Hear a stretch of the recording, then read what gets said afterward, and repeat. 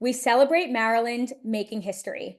With over 335,000, yes, I said 335,000 voters reached in our grassroots effort, we helped send Prince George's County Executive Angela Alsobrooks to the US Senate.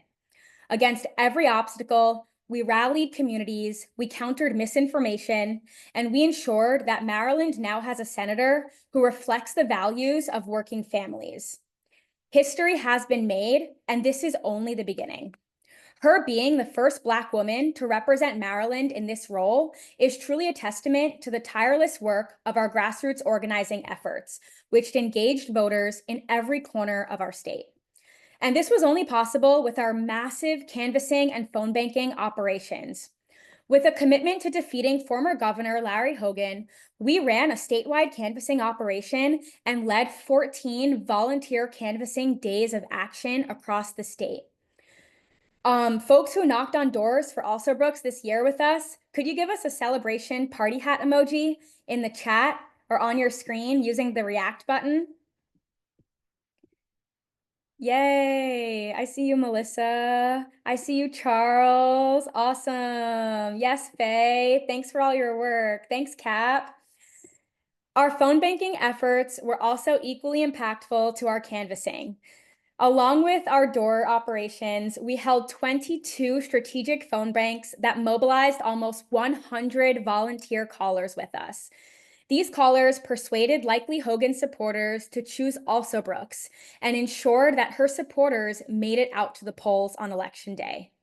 Do we have any phone bankers on this call? Give us a celebration party hat emoji in the chat or on your screen. We want to celebrate you all too. Awesome. Thanks for phone banking with us. Great work, everyone. So let's take a moment now to recognize the incredible dedication of all of our volunteers from this successful electoral season. If you participated in our canvassing or our phone banking, or you supported any of our endorsed candidates or our campaigns in any way, please go ahead and give yourself a big round of applause. You are truly the heart and soul of our movement and our organization, and we want to thank you for your efforts because they really made a difference across Maryland elections this year.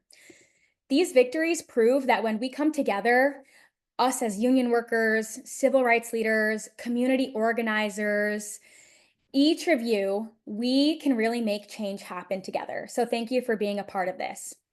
In a moment, I'm going to pass the mic along to our amazing keynote speakers who are going to help us reflect on the national landscape and where we go from here in Maryland. First up is going to be Council Member Will Jawando, but let me first say a couple lines about him. Councilman Jawando is an attorney, activist, and community leader who was first elected to the Montgomery County Council in 2018, running as a progressive community leader. As an at-large member, he focuses on all of the diverse people and the communities that make up our county. He leads the way on the county's restorative justice issues, education, and progressive taxation. He's a visionary leader whom Progressive Maryland is proud to work with. Really appreciate Progressive Maryland allowing me to be here today. I'm in my car, as you can see, but it's for good reason. I was actually downtown for a meeting with, as some of you may know, I worked in the Obama White House, and it is the last few days of this Democratic White House, unfortunately, and there was a reunion of folks who worked in the last three Democratic White Houses in the Office of Public Engagement, which is like kind of the outreach arm of the White House, and engagement arm. I think one of the most important parts to talk about, to also, get together, support each other in the holiday season, but also talk about how we're going to stay in the fight. And I see this call as very similar to that, in that, as you all know, these are going to be tough times, but as progressives, we're used to that. And each of you has stepped up over the years in this last election cycle to make our country and our state and our county and your local community a better place. And, I've done this work. I've been in public policy, for more than 20 years now, and wouldn't want to do anything else. And one thing I've learned over this time is that you have ups and you have downs. And I was really honored to receive the Progressive Maryland Courage Award. And thank you for everyone on this call who was a part of that. And I talked about, when I accepted that award a few months ago, about what courage means to me in this work. And everything I said then is even more relevant today. Courage is not just about standing up when it's easy. It's about standing up when it's hard. And it's about doing it when no one else is doing it. When everyone is against you, when the odds seem stacked, right? That's courage. That's when courage flourishes. It's very easy to be courageous when everyone's doing it, right? And I know this national election result and a lot of the Senate elections and some of the House elections have been hard to process. I don't know. I would ask you, if I was in a room, I'd say raise your hand if it's felt like this last month has been even longer, than a month. I know I've been in that category. And but the good news is about this is not the end of the world. I was down here near the White House and they're building the inauguration stage for Trump. Okay, whatever, it's going to happen. I won't be here. I think it's a perfect. It's going to fall on Martin Luther King's birthday, observed. So let's do some service. Let's recommit to why we got into this work. Yes, the transfer of power is going to happen, as it should in a democracy, but this is not the end of the world. We've been through much, much worse. I am a student of history. I know some of you are. And I think all progressives, plug for you guys, all progressives should be students of history, especially because if not, you're going to get depressed pretty easy. And so I don't have to remind you guys that it was, if you go back a couple hundred years in our history, the members of Congress were not even a couple hundred, 150 years. Members of Congress were literally fighting in the well of the Senate and the House about ratification of the 13th Amendment, like fist fighting, right? Everyone loves Alexander Hamilton. They were dueling, right? Like he got killed in a duel based on political hatred. And so we've gone through a lot as a country, as a community. And my point being, we've gotten through all that. We still are dealing with the consequences of a lot of that. But that we're still here. And as a people, we're still here. So I wanted to give you that. The other thing I'll say about why I'm very, very hopeful about where we are. We have the opportunity we are a bright spot in the country right now. We've got Angela also Brooks, right? Now, again, someone could always be a little more progressive than we like, whatever. We needed to beat Larry Hogan, right? And we did. And we beat him by double digits. But thanks to the work on the folks in this call. We beat back a absolute lunatic in Neil Parrott, right? Someone who in the 6th district, and got April Delaney in there. Yeah, exactly. Massive resistance. And I'll remind you on massive resistance, people think everyone did it. Only 10% of the folks or less were involved in the civil rights movement in any way, like went to one rally, did anything. It takes a small amount of people to make big change. That's the other thing as progressives we got to remember, because we are that small group. We are by definition that small group of people trying to make big change. And Maryland was a bright spot. Even though there were some margins that we didn't want to see, overall, we moved forward, and we helped keep the country going in the right direction from our perspective. The other thing, as progressives, please, and I've been telling everyone this, I'll use a sports analogy. Forgive me if you don't like sports, I'll explain it. We have to play not only defense, because we will have to play defense over the next few years. And everyone knows that there's a saying, defense wins championships. That's always true. You always got to play defense. And my favorite quote from Ted Kennedy, I worked in the Senate for 8 years for Sherrod Brown and Barack Obama. Um, Ted Kennedy told me once late one night, I asked him what he was most proud of that he accomplished late in his career. He said, I'm most proud of the stuff I prevented from happening. I'm most proud of the stuff I stopped. Not passing Head Start, not, you know, landmark higher education legislation, not Pell Grants, none of that. He was most proud of the things he stopped.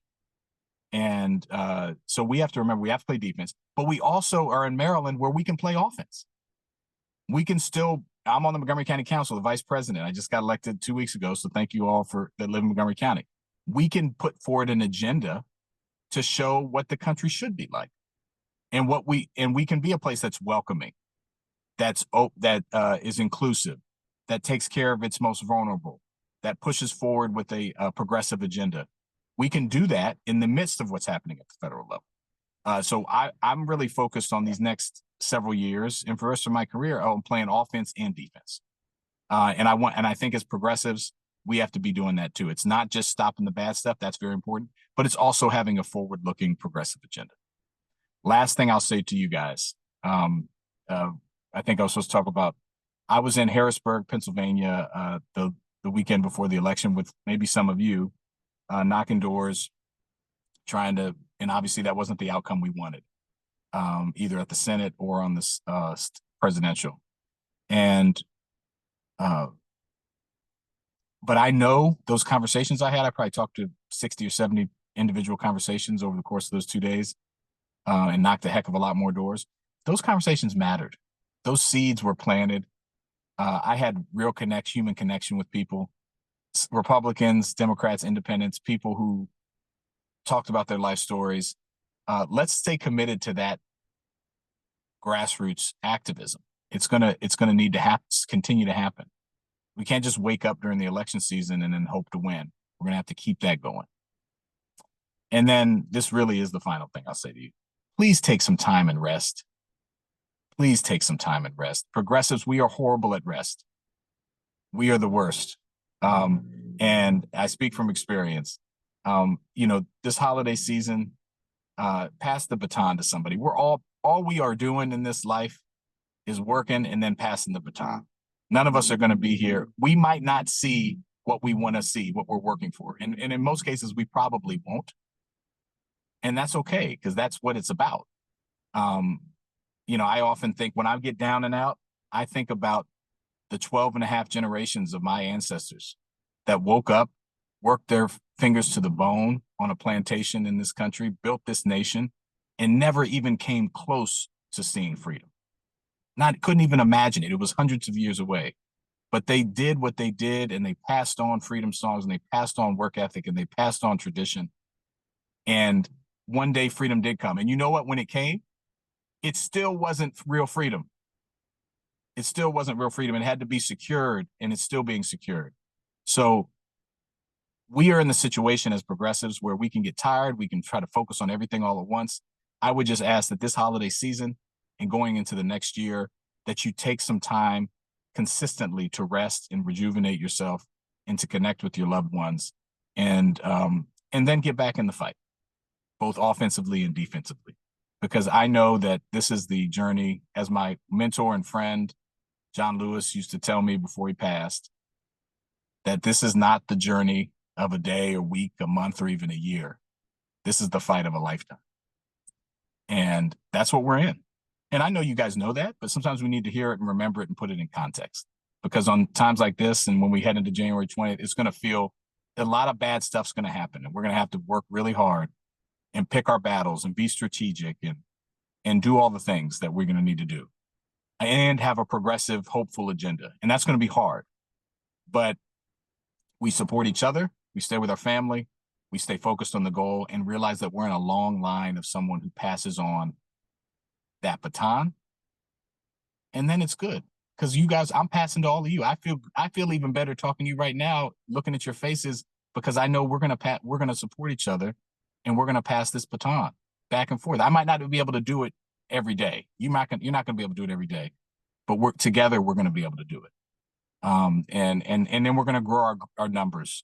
And then when Trump ruins this, messes everything up, which he will, we will have a great resurgence as we seek to rebuild this country, and we will have put out a vision that people say, okay, we've tried that. Let's try something where everyone has opportunity, and where we include everyone in America, and where we support workers, and where we take care of every type of person in our community, and we build more affordable housing and all the things that we want to do, where we have a fair and just criminal justice system. Finally, right? So I'm with you in the fight, long term, rest of my life, however long that is. And I just really appreciate you as an organization. I appreciate you as individuals. And please reach out whenever you can. And with that, I'll say pass it back to you. Thank you so much, Councilmember Jawando. We really appreciate you taking the time to share those uplifting words. It surely does take a small amount of people to make a big change. Next up, we have Sulma Arias, Executive Director of People's Action. For those of you who might not know, People's Action is our national partner organization. Through People's Action, Progressive Maryland gets to work with and learn from similar organizations all across the country. Sulma Arias has been the Executive Director of People's Action since 2022, bringing with her 20 years of organizing experience.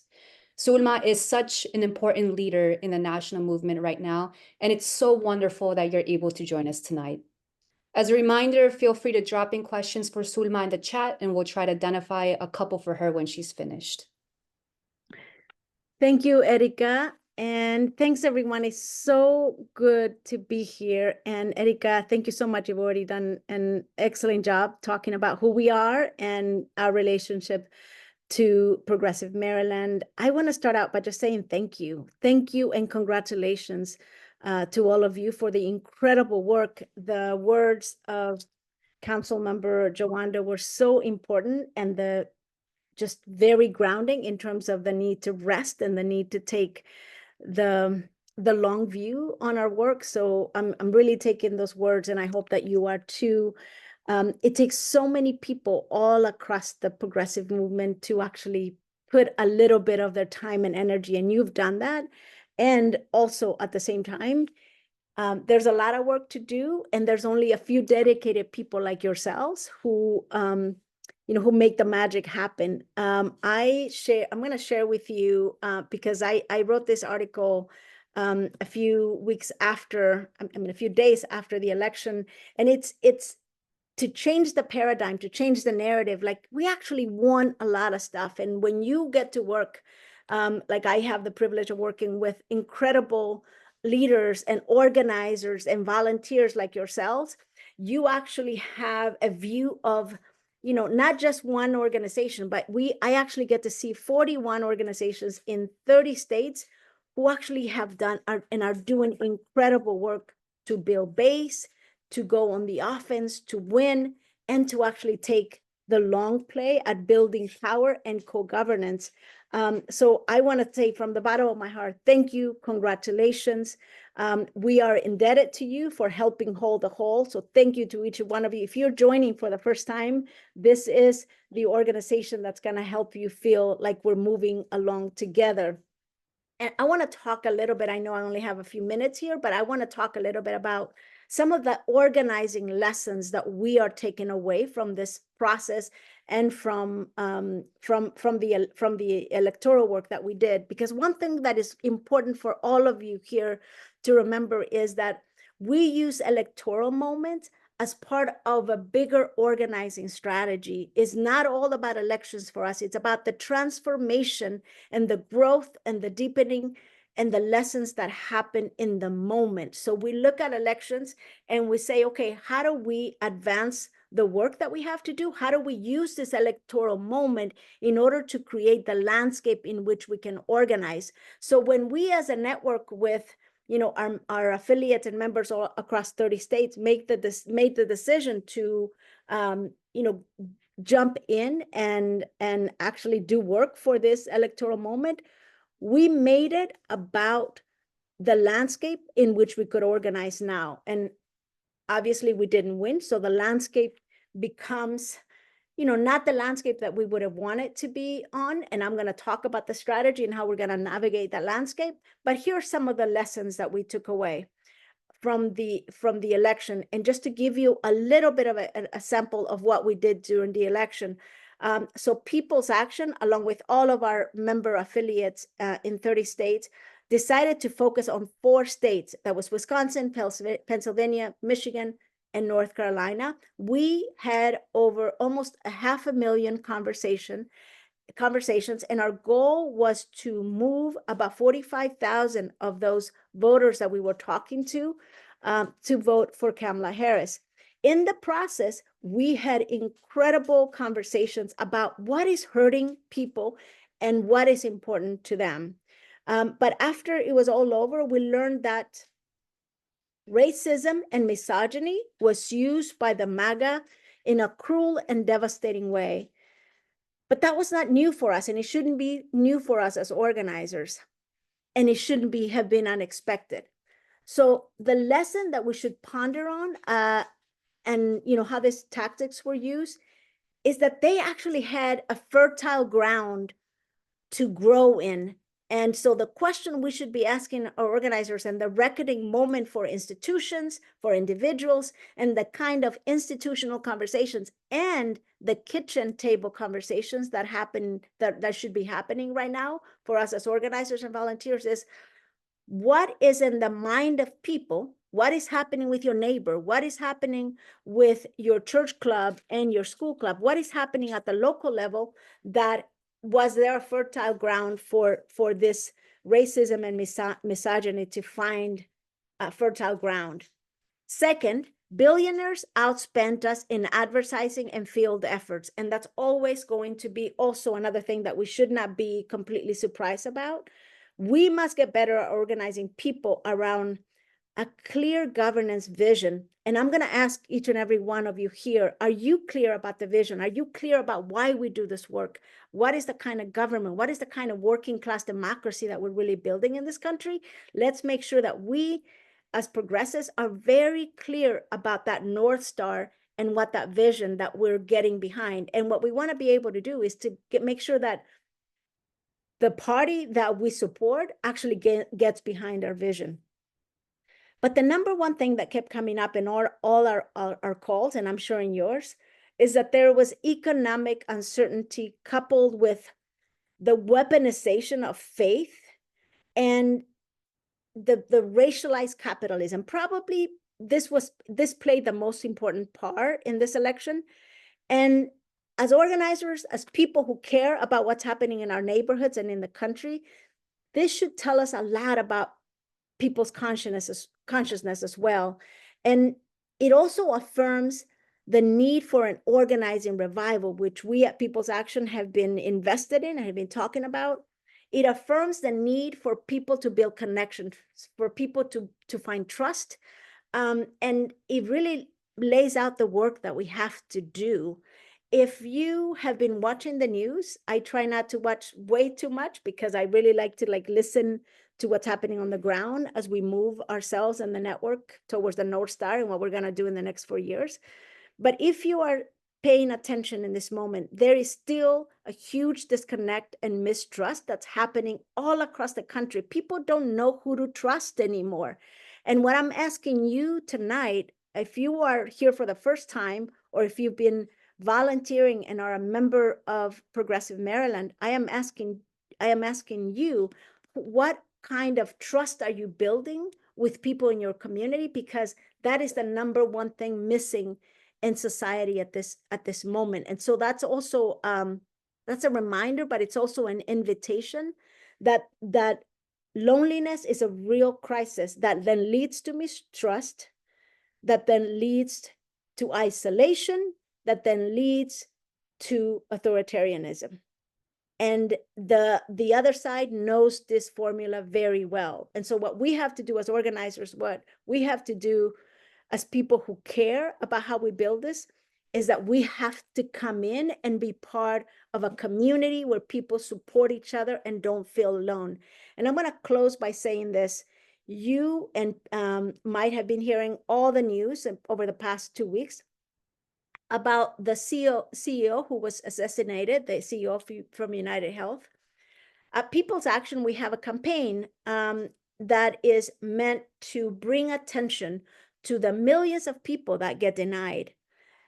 What happens when you suffer things like, you know, the lack of healthcare, the lack of good housing, the lack of like being able to have access to the very basic things, the end to community, what happens is like things can get really, really bad, like we noticed in the way that the tragedy of the assassination happened. What we do and what you get here at Progressive Maryland and what you get at being part of an organization is the fact that you can be in relationship with other people to channel in a productive way change, and we come together in order to make change happen.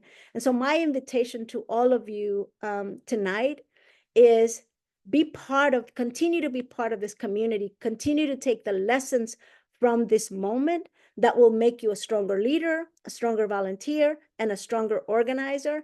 And as we take time to rest, like Council Member Juanda said earlier, as we take time to rest, let's take those lessons ourselves about the fact that, you know, each one of us has lessons to take away, not what the pundits are saying, not what all the hot takes, but you as an organizer, you as a community member, what is the lesson that you're taking for yourself? And what are you going to do differently in 2025? Because let me tell you, Project 2025 is about to become a real thing in 2025. And we have the opportunity to bring people who might have even voted for Donald Trump.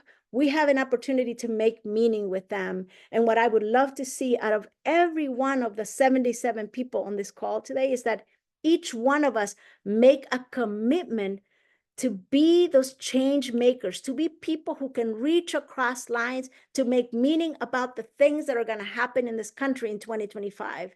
Not in a way that you're exasperated because you're afraid, but in a way that you know that you hold truth and you hold connection that people need in this moment. So again, I want to say thank you for all the work that you've done. I hope that you're taking out of that pride and joy and hopefulness, and that gives you what we need in order to keep working, because our work is cut out for us in 3 areas. 1, we need to know how to protect our communities, our vulnerable communities. 2, we need to understand how we continue to build power and strong organizations, and organizing is the answer. So we need to make sure that we know how to do that. And 3, we need to go on the offense. This is not time to retreat. We got to go on the offense, and we got to do it in a way that we take advantage of solidarity, but we got to go on the offense, and we will be doing that. So please join us, join Progressive Maryland, join the movement of people who will continue to work to create the vision that we need for us, for our families, and for our communities. Thank you very much for your work, and congratulations, Maryland, for the incredible victories that you had in the state. Thank you again, team. Thank you so much, Sulma, for dropping knowledge and sharing that analysis. We've identified a couple questions from the chat. The first one is from Richard Klapowitz. He asks, with federal law over state law, how do we stop a policy we oppose when the repugnant MAGAs are trying to pass laws to control blue states? And the second question is from Yvette Delph. What do all of us in Maryland and in the local level need to do to ensure that the incoming Trump administration doesn't undo all the good that the previous Democratic administration has achieved? And how can people at the local level contribute?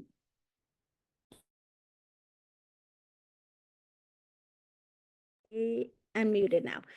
Such great questions. And I love strategy sessions where we figure out how to do this. That gives me so much energy. And in this moment, look, I am having conversations with national leaders, with national networks, and I'm having conversations in dining rooms all across the country, in living rooms. And there is a role for us. This is a time, over the next few weeks, is a time for us to talk about what is the formation that we are going to need. You, Maryland, are in a blue state. Like we are connected to each other, right? So what is the role that all the blue states, I look at the map all the time. I look at, okay, where do we have a little bit of power? Who can provide an offense strategy that creates a shifting of the narrative so that the focus isn't on immigrants and people of color, LGBTQ communities. So how do blue states help to do that? While some of us protect the most vulnerable, while some of us, I mean, we are operating in a terrain, you all, that is gonna be different. We have to be realistic about that. We have to be smart. Not everything needs to be publicized. So let's get in the right formation. We have a few weeks to get in the right formation. So I say to you all, do not give up on people. So in Maryland, as you see some of the changes, talk to people. This is not the time to stop our phone canvas. If you volunteered to make hundreds of calls, keep those calls, because people pretty soon are going to start to see where the change is happening. The things that they were promised are not going to be realized. So guess what? Who's going to be there for those people to make meaning when the promises fail? And like, again, take this United Health story. Like, there is deep fear and anger in Americans right now. Are you going to be one of those people to hold people to make meaning in this moment? And that's the work that we should be doing. So wherever you are, whether you're thinking like what's going to happen in Maryland, also think about how is that connected to what else is happening across the country. And I'm going to stop there because I know it's a long answer, but I am so hungry to be in conversation and strategy with all of you. And so are thousands of organizers across the country. So you're not alone, and you're part of a wonderful movement that is ready to go on the offense.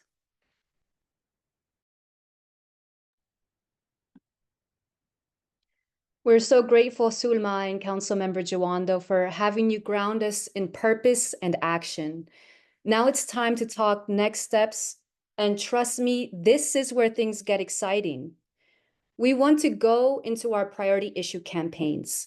The legislative session in Maryland starts in January, and we want to make sure we win bold, progressive changes at the state level. We're working on some core important issues that matter to all of us.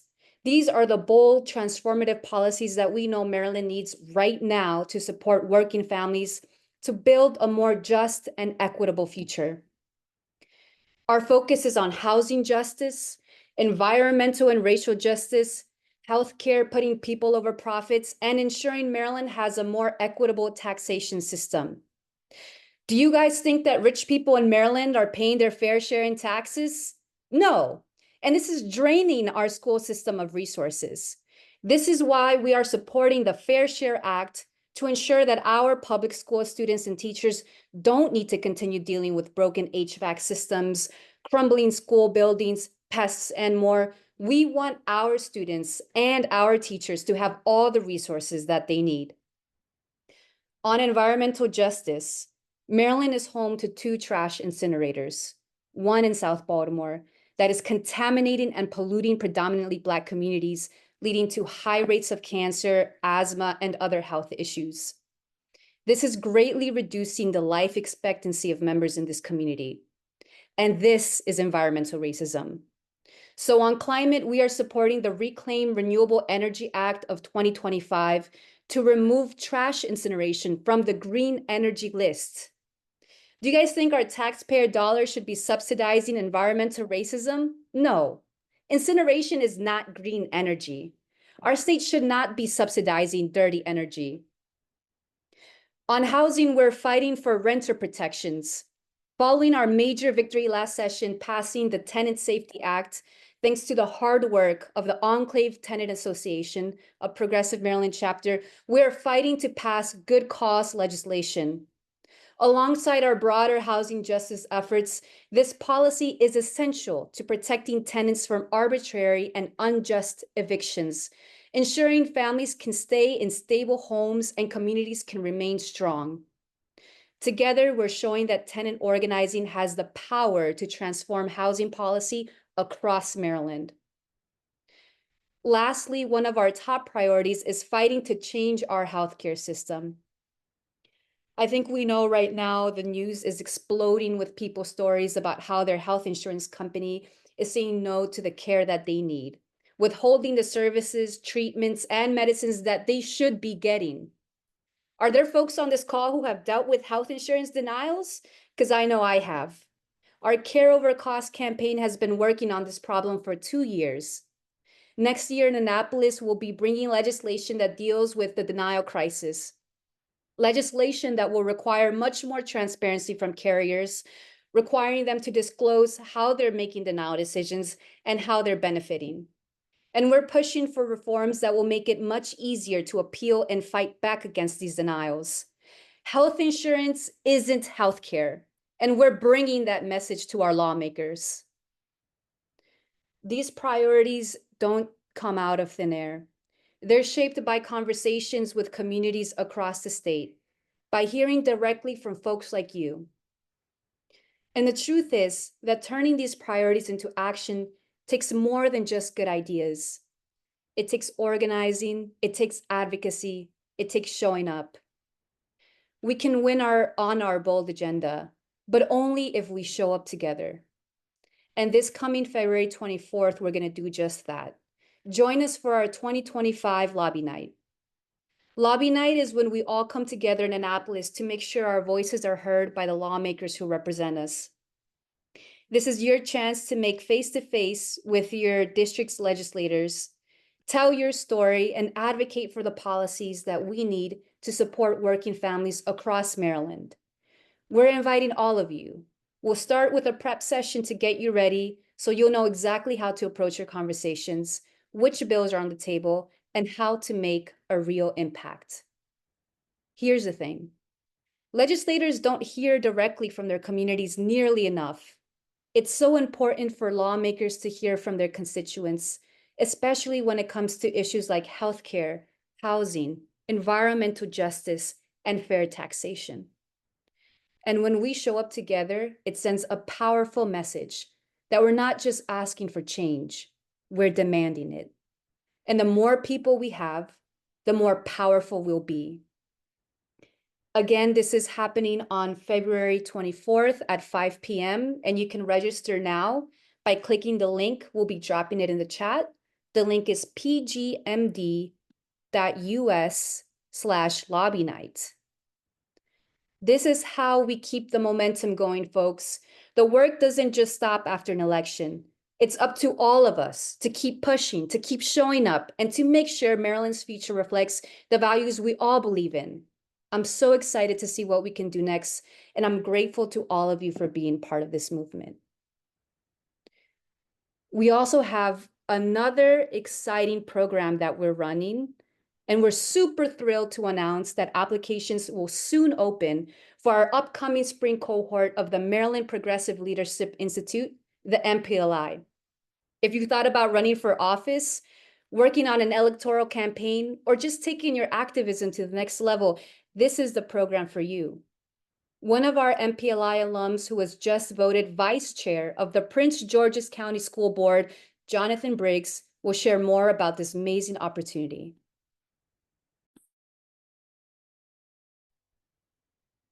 Wow. Well, first, thank you so much, Erica, for saying that. It's great to see so many familiar faces and people that I haven't talked to in probably a year. So I got to do better. But just thank you all so much for inviting me this evening. So I want to say again, thank you. And my name is Jonathan Briggs, as Erica mentioned, and I'm currently in the District 2 representative and vice chair for the Prince George's County Board of Education. I was elected during the 2022 midterms, and with great support from Progressive Maryland and other community volunteers, we were able to make the momentum of my campaign happen, along with so many others. When I think back to the 2022 election, it left a spirit of hopefulness. And because of the hard work of organizations like Progressive Maryland, we were able to turn the chapter to a Democratic governor, along with many other positive outcomes up and down the ticket.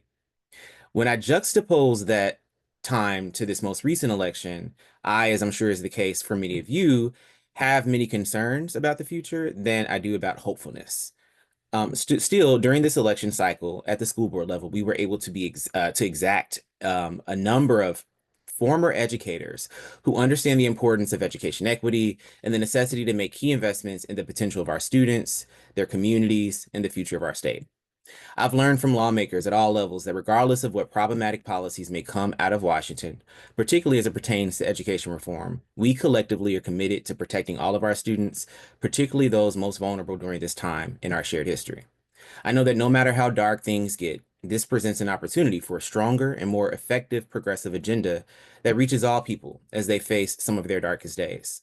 This moment reminds me that there is so much work to be done, and isn't that the reason why we all do this work? Even more importantly, we need leaders prepared to navigate the slings and the arrows that may come their way.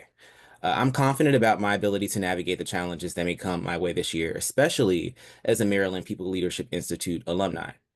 From October 2023 to December 2023, I, along with a handful of other members, participated in this intensive program that focused on not only leadership, but also telling your personal story, our collective story, and the social and political events that led to our nation being where it is today, and real-world skills for building collective action.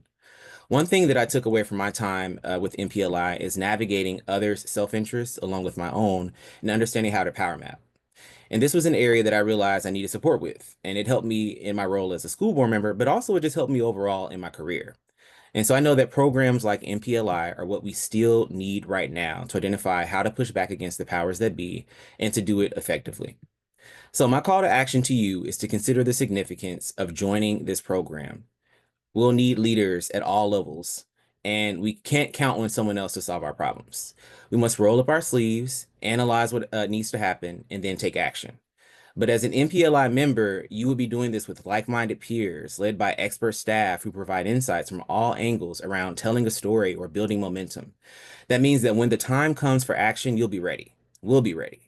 So I know you don't know me from Adam, I just introduced myself, but I hope that you'll consider the benefits of joining MPLI and how it can best position you to get involved in your community or to continue to be involved in your community or to have impact or other effective ways to really make change happen. And so if any of this interests you, from what Erica shared to what I just shared, I encourage you to sign up for MPLI. There will be an email that'll be sent out with the link for you to sign up, and they're looking for their next cohort of individuals. And there may be a link that'll be dropped in the chat. But if not, then be looking out for that email. And that is my pitch to you, but also truly as a former MPLI alumni, I know that had I not done the program, I wouldn't have the impact that I'm having right now, to really share my voice in really thoughtful and powerful ways on the school board. So with that, I pass it back to, I believe I am handing it to Lev to keep things moving, or Erica. I'll take it from here. Thanks so much, Jonathan. Your story is truly inspiring and a clear example of the impact that MPLI can have on individuals and our communities. We encourage everyone to apply for this incredible program. As Jonathan mentioned, you probably know someone who should be doing this program. In the follow-up email we send out tomorrow, we're going to be including the link. We will make sure to send out the form where you can nominate them to run. We'll follow up with them in the new year when the MPLI application goes live. Before we close, I want to take a moment to connect everything that we've heard tonight.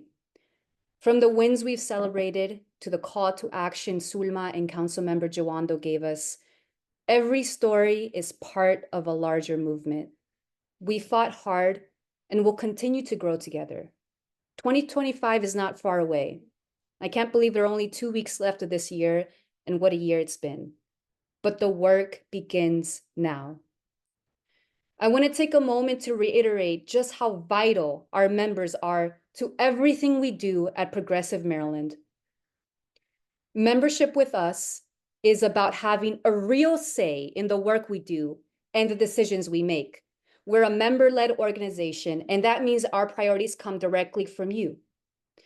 When you join as a member, you're helping to shape the fights we take on in 2025 and beyond.